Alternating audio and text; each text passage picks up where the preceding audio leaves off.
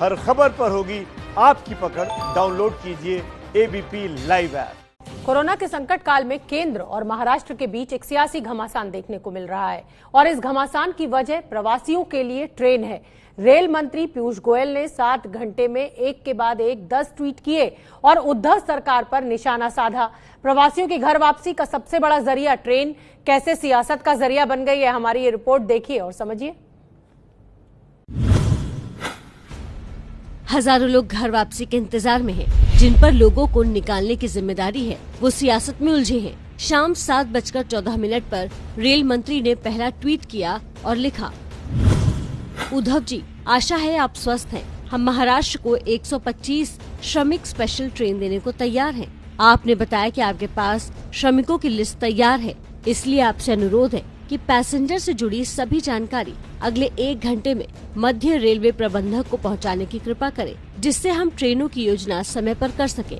देश ने इससे पहले किसी समस्या पर एक केंद्रीय मंत्री और मुख्यमंत्री के बीच चुनौती भरा समयबद्ध संवाद शायद ही पहले देखा होगा। सोशल मीडिया में जो प्रतिक्रिया आई, उससे लगा कि पीयूष गोयल सुविधा कम दे रहे हैं। 125 ट्रेन की सलीब पर उद्धव ठाकरे को टांगने के लिए बेताब ज्यादा दिख रहे हैं। ट्विटर में लोगों को लगा कि पीयूष गोयल मजदूरों को घर पहुंचाने की चिंता से ज्यादा उद्धव की सार्वजनिक बेइज्जती और घेराबंदी कर रहे हैं। 8:56 पर रेल मंत्री ने लिखा कि दुख की बात है कि 1 घंटे 50 मिनट हो गए हैं, पर महाराष्ट्र सरकार ने जीएम मध्य रेल को 125 ट्रेनों की निर्धारित जानकारी नहीं दी है। ट्रेन प्लान करने में समय लगता है और हम ये नहीं चाहते कि ट्रेन स्टेशन पर आकर खाली खड़ी रहे, इसलिए पूरी जानकारी के बिना प्लान करना असंभव है।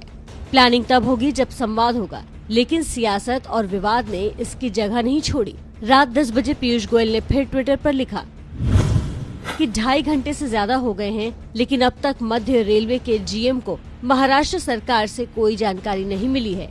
केंद्रीय रेल मंत्री जानकारी कम, सियासी मुनादी करते ज्यादा महसूस किए गए। रात 12 बजे पीयूष गोयल के ट्विटर हैंडल पर लिखा गया, रात के 12 बज चुके हैं और 5 घंटे बाद भी हमारे पास महाराष्ट्र सरकार से 125 ट्रेनों की पैसेंजर डिटेल नहीं आई है।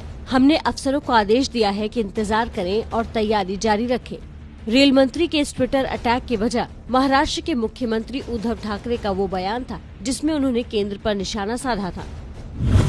आपण त्यांच्याकडे ट्रेन्स मागत होतो, लॉकडाऊनच्या आधी ट्रेन्स मागत होतो की इतर राज्यातले जे काही मजूर आहेत ते इकडे थांबायला तयार नाहीत, त्यांना घरी जाण्याची परवानगी द्या, आम्हाला ट्रेन्स द्या, आम्ही खर्च करतो, त्यांना जाऊ द्या। दुर्दैवाने किंवा काही कारण असतील त्यावेळेला ती परमिशन मिळाली नाही। आता हे संकट वाढल्यानंतर त्यांना परवानगी दिली गेली।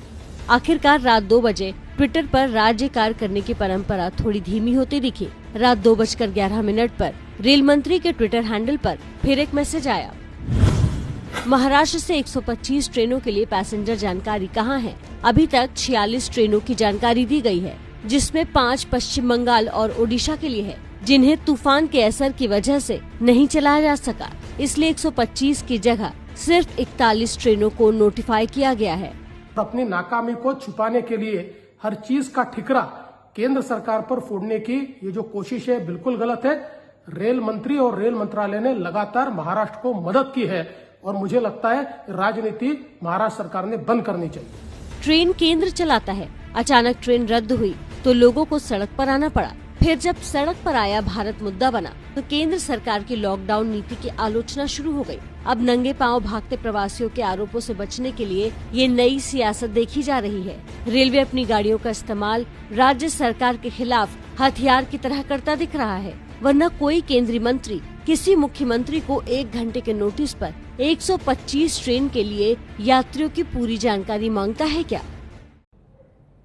तो आपने हमारी ये रिपोर्ट देखी। अब हमारे साथ जो 2 खास मेहमान हैं वो भी लगातार बने हुए हैं। बीजेपी के प्रवक्ता प्रेम शुक्ला जी हमारे साथ हैं और शिवसेना के संजय गुप्ता जी हमारे साथ हैं। प्रेम शुक्ला जी, उद्धव जी ने आपका साथ क्या छोड़ दिया कि हर बात पे आरोप, किसी बात पे साथ नहीं देना है केंद्र सरकार को, राज्य सरकार का? शोभना जी, आरोप किसने लगाया? आरोप उद्धव जी लगाए कि हमको ट्रेन नहीं मिल रही है। आदरणीय रेल मंत्री ने कहा हम 125 ट्रेन देते हैं। अरविंद सावंत उनके सांसद है, पूर्व मंत्री है, उनका हमने 200 ट्रेन की सूची दे दी है। उनके पास 200 ट्रेन की सूची तैयार थी। रात तक इंतजार किया गया, सिर्फ 46 ट्रेन की सूची भेजी गई। उसमें से भी 5 ट्रेनें ऐसी थी जो अम्फनग्रस्त इलाके के लिए वो गंतव्य बता रहे थे। तो वहां भेजी नहीं जा सकती थी। अभी तक उन्होंने जो है ट्रेनों की सूची 200 भेज देनी चाहिए थी। अभी अरविंद सावंत जी कुछ देर पहले मुझे दूसरे चैनल पे थे, मैंने उनसे कहा 200 ट्रेनों की सूची तो तैयार थी साहब ना, उसको रीसेंड करना है, भेज दीजिए। वो भेजने को तैयार नहीं है। इसका मतलब है कि आप अपनी विफलताओं का ठीकरा दूसरे पर फोड़ेंगे तो दूसरे ने उसका उत्तर भी नहीं देना चाहिए। आप हिटलरशाही नहीं शुरू कर रहे हैं कि आप आरोप लगाकर भाग जाइए, कोई उत्तर दे तो अपराध है।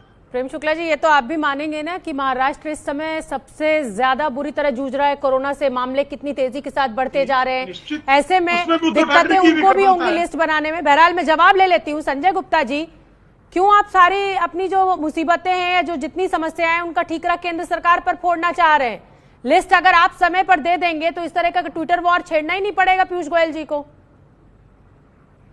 देखिए, आप एक चीज देखिए कि इसमें सबसे पहले तो हम पीयूष गोयल जी का धन्यवाद करना चाहेंगे कि उन्होंने उद्धव जी की मांग पर ट्रेन चलाने के लिए स्वीकृति दी कि 125 ट्रेन वो चलाने वाले हैं। लेकिन थोड़ा सा ये भी देखेंगे ट्विटर पर उन्होंने किस टाइम ये जानकारी दी और फिर उसके बाद कितने समय के बाद उन्होंने फिर दोबारा से कहा कि अभी तक लिस्ट नहीं दी है। लिस्ट को तैयार करने का भी एक प्रोसीजर है, डीएम के यहाँ पे से सैंक्शन लेनी पड़ती है। जो केंद्र सरकार की गाइडलाइंस है उस प्रोसीजर को अगर एडॉप्ट करते हैं तो 1 से 2 दिन लग जाते हैं, 3 दिन भी लग जाते हैं लिस्ट को फाइल करने में। तो जो प्रोसीजर्स है उसके अंदर उसको एडॉप्ट किए बिना कैसे लिस्ट दी जा सकती है?